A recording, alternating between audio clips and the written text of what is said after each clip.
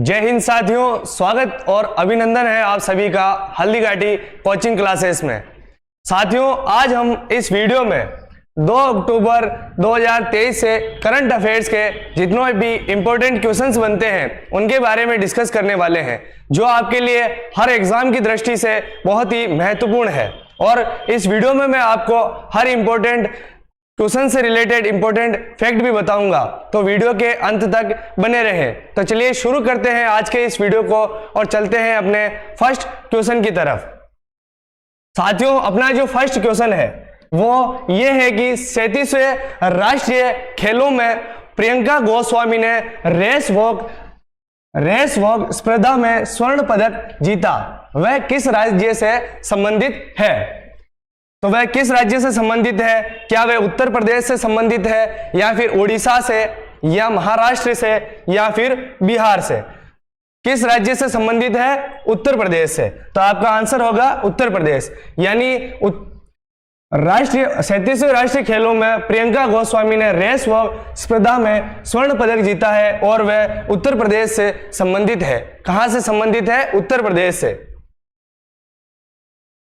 प्रियंका गोस्वामी ने हाल ही में आयोजित किए जा रहे 37वें राष्ट्रीय खेल में रेस वॉक स्पर्धा में स्वर्ण पदक जीता है और उत्तर प्रदेश की प्रियंका गोस्वामी ने महिलाओं की 20 किलोमीटर रेस वॉक स्पर्धा में 1 घंटा 36 मिनट और 35 सेकंड में पूरी की और इसमें राष्ट्रीय खेलों का नया रिकॉर्ड स्थापित किया है। मध्य प्रदेश की पलक शर्मा ने महिलाओं की 3M स्प्रिंग बोर्ड स्पर्धा में स्वर्ण पदक प्राप्त किया और सेना के H लंदन सिंह पुरुषों की इसी स्पर्धा में स्वर्ण पदक जीता है। अब आता है आपका सेकंड क्वेश्चन। निम्न में से कौन सी कंपनी 37वें राष्ट्रीय खेलों की आधिकारिक प्रायोजक चुनी गई है? कौन सी कंपनी जो है 37वें राष्ट्रीय खेलों की आधिकारिक प्रायोजक चुनी गई है? तो वह कौन सी कंपनी है? क्या वह जियो है, या एयरटेल, या फिर पेटीएम, या फिर माई 11 सर्कल? कौन सी कंपनी है? तो वो है अपनी पेटीएम। कौन है? पेटीएम। यानी पेटीएम कंपनी जो है 37वें राष्ट्रीय खेलों की आधिकारिक प्रायोजक चुनी गई है। कौन सी कंपनी चुनी गई है? Paytm company. भारत की प्रसिद्ध फिनटेक कंपनी पेटीएम को गोवा में 37वें राष्ट्रीय खेलों का आधिकारिक प्रायोजक चुना गया है और प्रधानमंत्री मोदी ने फतोरदा के जवाहरलाल नेहरू स्टेडियम में राष्ट्रीय खेलों का उद्घाटन किया।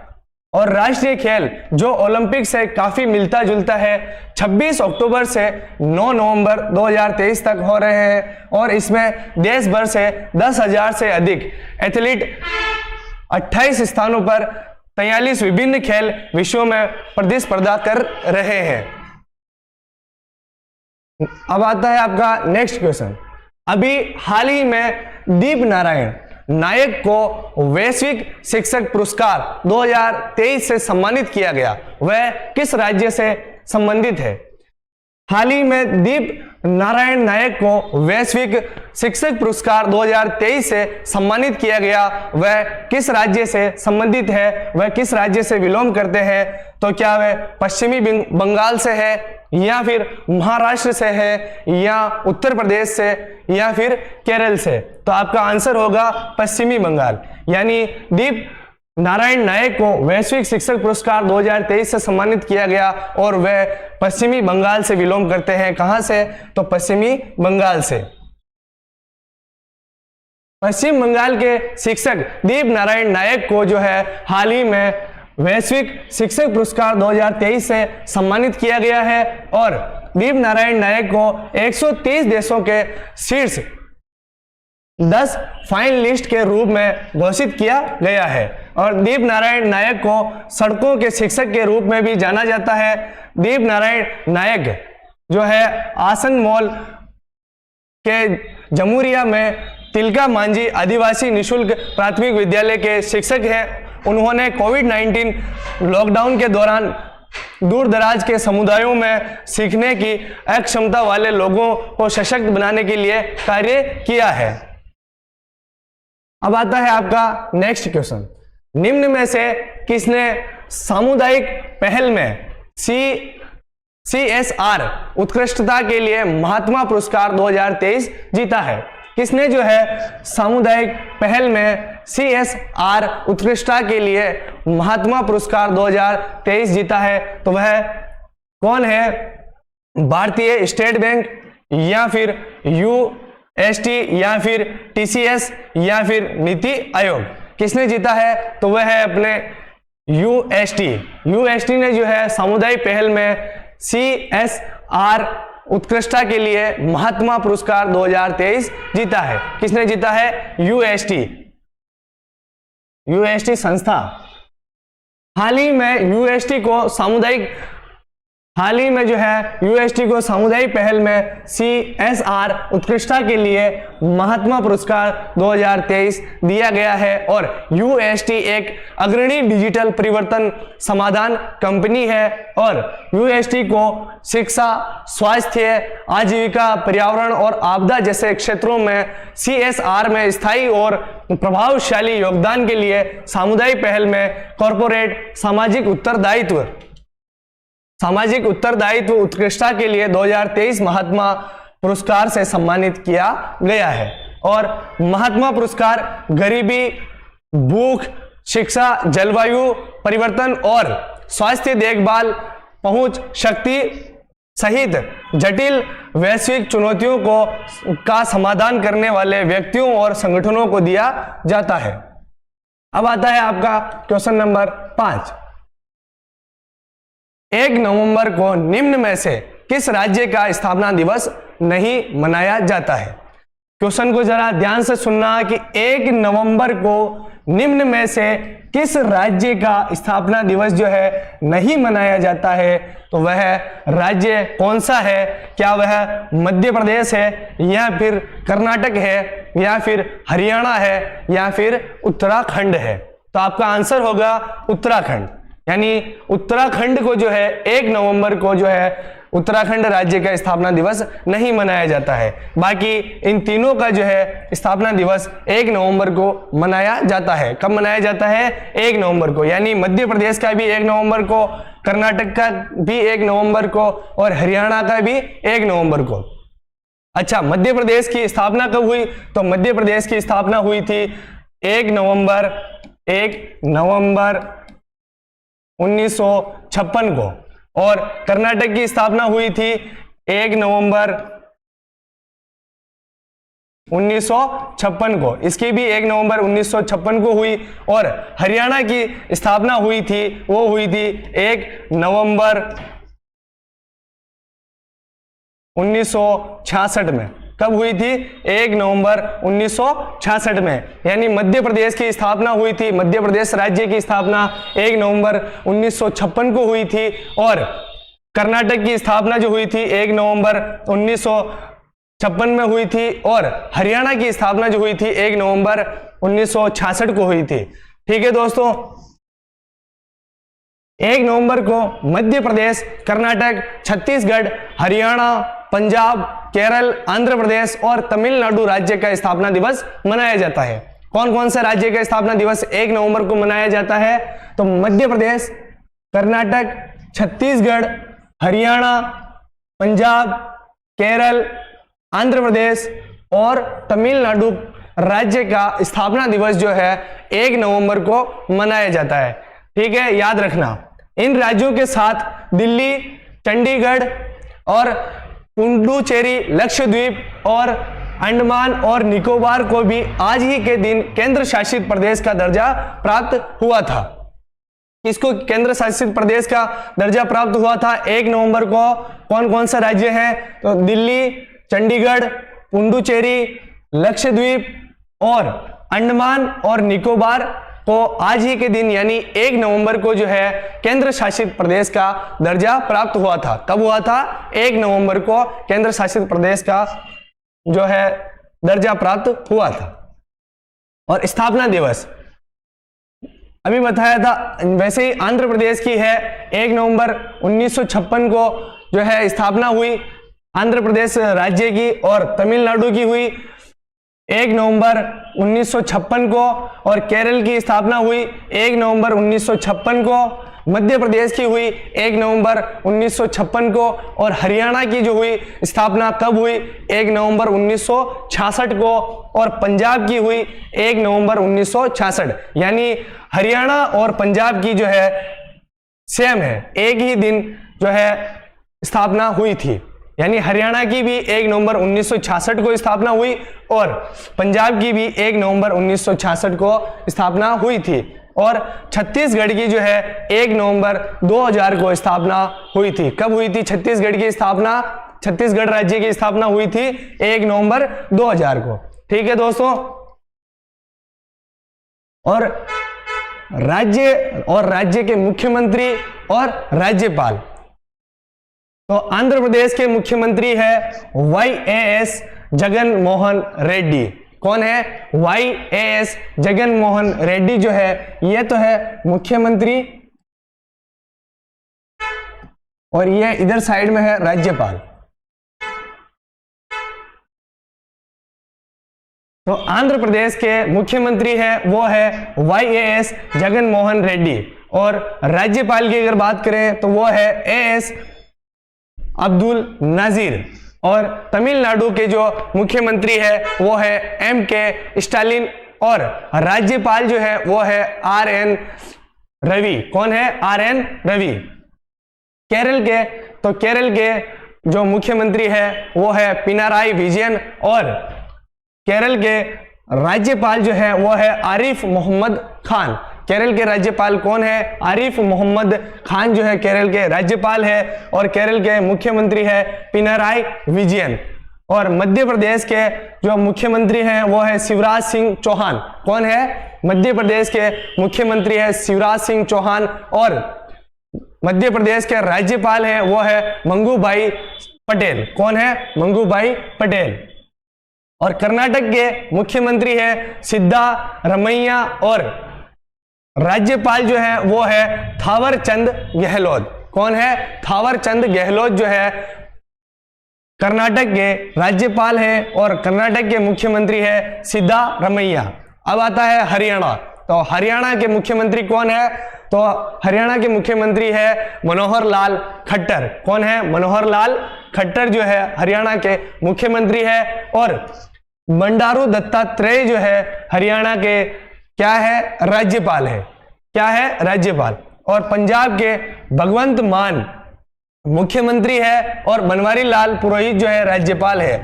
पंजाब के राज्यपाल कौन है? तो बनवारी लाल पुरोहित। कौन है? बनवारी लाल पुरोहित। और मुख्यमंत्री तो भगवंत मान। और छत्तीसगढ़ के मुख्यमंत्री भूपेश बघेल है, और राज्यपाल जो है विश्वभूषण हरिचंदन है। कौन है? विश्वभूषण हरिचंदन जो है छत्तीसगढ़ के राज्यपाल है, और छत्तीसगढ़ के मुख्यमंत्री जो है वो है भूपेश बघेल। अब आता है आपका नेक्स्ट क्वेश्चन। निम्न में से किसे बैलोन डी और 2023 का पुरस्कार जीता है? किसने जो है बैलोन डी और 2023 का पुरस्कार जीता है? यह बैलोन डी पुरस्कार क्या है? तो यह फुटबॉल के खिलाड़ियों को दिया जाता है। किसको दिया जाता है? फुटबॉल के खिलाड़ियों को जो दिया जाता है वो पुरस्कार है बैलोन डी पुरस्कार। ठीक है दोस्तों। तो ये किसने जीता है? क्या ये क्रिस्टियानो रोनाल्डो ने जीता है, या फिर लियोनेल मेसी ने जीता है, या फिर किलियन एम्बाप्पे ने जीता है, या फिर जूनियर नेमार ने जीता है? किसने जीता है? तो लियोनेल मेसी ने जीता है। किसने जीता है? लियोनेल मेसी ने जो है बैलोन डी और 2023 पुरस्कार जीता है। किसने जीता है? लियोनेल मेसी ने। हाल ही में फुटबॉल के दिग्गज खिलाड़ी लियोनेल मेसी को प्रतिष्ठित बैलोन डी और पुरस्कार से सम्मानित किया गया है, और लियोनेल मेसी को 8वीं बार बैलोन और पुरस्कार से सम्मानित किया गया है। कौन सी बार? 8वीं बार।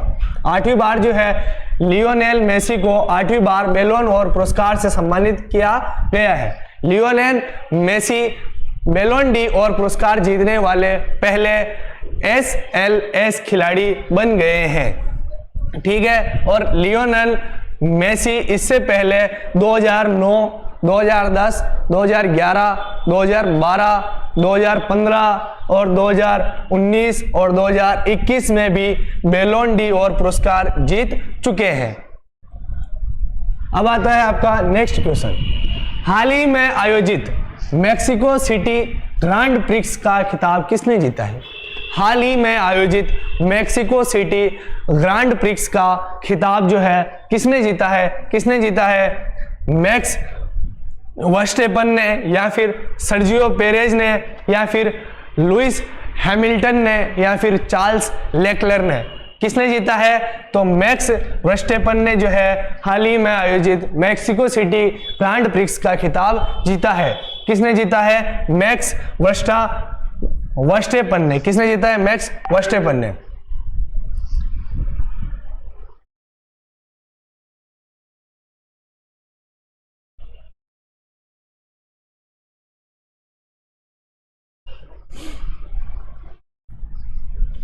और हाल ही में आयोजित मेक्सिको सिटी ग्रांड प्रिक्स का खिताब red bull racer max Verstappen ने जीता है। किसने जीता है? मैक्स वर्स्टेपन ने जो है हाल ही में आयोजित मेक्सिको सिटी ग्रांड प्रिक्स का खिताब जीता है। और वर्स्टेपन ने अपनी रिकॉर्ड ब्रेकिंग 16वीं जीत दर्ज की और इस जीत के साथ उन्होंने अपने ही पूर्व सत्र के रिकॉर्ड को तोड़ दिया है। अब आता है आपका नेक्स्ट क्वेश्चन। निम्न में से किस देश में एआई सुरक्षा पर पहले वैश्विक नेताओं का शिखर सम्मेलन आयोजित किया जाएगा? किस देश में एआई सुरक्षा पर पहले वैश्विक नेताओं का शिखर सम्मेलन जो है आयोजित किया जाएगा? तो किस देश में किया जाएगा? भारत में, या फिर इंग्लैंड में, या फिर अमेरिका में, या फिर ऑस्ट्रेलिया में? कहाँ किया जाएगा? तो आपका आंसर होगा इंग्लैंड। कहाँ पर? इंग्लैंड पर। यानी इंग्लैंड देश में जो है एआई सुरक्षा पर पहले वैश्विक नेताओं का शिखर सम्मेलन आयोजित किया जाएगा। कहाँ किया जाएगा? इंग्लैंड में। तो आपका आंसर होगा इंग्लैंड। एआई सुरक्षा पर पहले वैश्विक नेताओं का शिखर सम्मेलन जो है इंग्लैंड में आयोजित किया जाएगा। यह आयोजन जो है 1 से 2 नवंबर 2023 तक किया जाएगा। कब से कब तक किया जाएगा? 1 से 2 नवंबर 2023 तक किया जाएगा। और 2 दिवसीय शिखर सम्मेलन में विदेशी राजनीतिक नेताओं, तकनीक उद्योग की हस्तियों, शिक्षाविदों और अन्य लोगों को शामिल करेंगे। और इसमें प्रधानमंत्री ऋषि सुनक, अमेरिकी उपराष्ट्रपति कमला हैरिस और यूरोपीय संघ प्रमुख उर्सुला वॉन डेर लेयन और संयुक्त राष्ट्र महासचिव एंटोनियो गुटेरेस शामिल होंगे। अब आता है आपका नेक्स्ट क्वेश्चन। निम्न में से कौन अंडर 23 कुश्ती विश्व चैंपियन बनने वाली पहली महिला पहलवान बन गई है? कौन जो है अंडर 23 कुश्ती विश्व चैंपियन बनने वाली पहली महिला पहलवान बन गई है? तो वह कौन है? क्या वह रितिका हुड्डा है, या फिर कृति सैनी है, या फिर पारुल चौधरी है, या फिर अंतुष अग्रवाल है? तो वह कौन है वह महिला? तो वह है रितिका हुड्डा। यानी रितिका हुड्डा जो है अंडर 23 कुश्ती विश्व चैंपियन बनने वाली पहली महिला पहलवान बन चुकी है। ठीक है दोस्तों, यह है रितिका हुड्डा। हाल ही में भारतीय पहलवान रितिका हुड्डा 76 किलोग्राम स्पर्धा में अपनी खिताबी जीत के साथ अंडर 23 चैंपियन बनने वाली भारत की पहली महिला पहलवान बन गई है। और रितिका ने फाइनल में अमेरिकी कैनेडी एलेक्सिस ब्लेड्स को 9 से 2 पॉइंट से हराया है। और U20 विश्व चैंपियनशिप 23 से 29 अक्टूबर 2023 तक अल्बानिया के तिराना में आयोजित की गई थी। और चैंपियनशिप में प्रवेश करने से पहले पहलवान ने 72 किलोग्राम से 76 किलोग्राम में स्विच किया था। रितिका ने पिछले साल अंडर 20 विश्व चैंपियनशिप और इस साल अप्रैल में सीनियर एशियाई चैंपियनशिप में कांस्य पदक जीते थे। ठीक है दोस्तों। और पुरुष फ्री स्टाइल पहलवान अमन शहरावत पिछले साल अंडर 23 विश्व चैंपियनशिप बनने वाले पहले भारतीय बने हैं। अब आता है आपका नेक्स्ट क्वेश्चन, वो है आपका लास्ट क्वेश्चन, और वो है मशहूर जलवायु विशेषज्ञ सलीमुल हक का हाल ही में निधन हो गया, वह किस देश से संबंधित है। मशहूर जलवायु विशेषज्ञ जो है सलीमुल हक का जो है हाल ही में निधन हो गया है, वह किस देश से संबंधित है, वो किस देश से बिलोंग करते हैं। तो क्या वह भारत देश से संबंधित है, या फिर बांग्लादेश से है, या फिर इंग्लैंड से संबंधित है, या फिर अमेरिका से संबंधित है। तो किस देश से संबंधित है, वो बांग्लादेश से संबंधित है। किस देश से संबंधित है, बांग्लादेश से संबंधित है। यानी मशहूर जलवायु विशेषज्ञ सलीमुल हक का हाल ही में निधन हुआ है और वह बांग्लादेश से संबंधित है। किस देश से संबंधित है, बांग्लादेश से। और यह है सलीमुल हक जिनका हाल ही में निधन हुआ है और यह बांग्लादेश से संबंधित है। हाल ही में प्रसिद्ध जलवायु विशेषज्ञ सलीमुल हक का निधन हो गया, और सलीमुल हक बांग्लादेश के रहने वाले थे। उन्हें पूरी दुनिया में मशहूर जलवायु अनुकूलन विज्ञान विशेषज्ञ के रूप में जाना जाता था। किस नाम से जाना जाता था, किस रूप में? उन्हें पूरी दुनिया में मशहूर जलवायु अनुकूलन विज्ञान विशेषज्ञ के रूप में जाना जाता था। दोस्तों, ये थे अपने 2 अक्टूबर 2023 से जुड़े करंट अफेयर्स के सारे इंपॉर्टेंट क्वेश्चंस। अगर वीडियो अच्छा लगा हो तो कमेंट बॉक्स में जरूर बताना और वीडियो को लाइक करना, और इस वीडियो को जो है अपने स्टडी रिलेटेड ग्रुप्स यानी व्हाट्सएप ग्रुप्स या फेसबुक ग्रुप्स में ज़्यादा से ज़्यादा शेयर करना। और इस वीडियो की पीडीएफ फाइल जो है आपको मेरे इस वीडियो की डिस्क्रिप्शन बॉक्स में उपलब्ध हो जाएगी, वहां से आप पीडीएफ फाइल जो है डाउनलोड कर सकते हैं, या आप हमारे टेलीग्राम चैनल को जो है ज्वाइन कर लीजिए। वहां से आप हमारे सारे वीडियोज़ की पीडीएफ फाइल जो है डाउनलोड कर सकते हैं। और हमारे टेलीग्राम चैनल का जो लिंक है मैं आपको इस वीडियो के डिस्क्रिप्शन बॉक्स में उपलब्ध करा दूंगा, वहां से आप हमारे टेलीग्राम चैनल को जो है ज्वाइन कर लीजिएगा। तो दोस्तों, मिलते हैं नेक्स्ट वीडियो में, तब तक के लिए धन्यवाद। जय हिंद, जय भारत।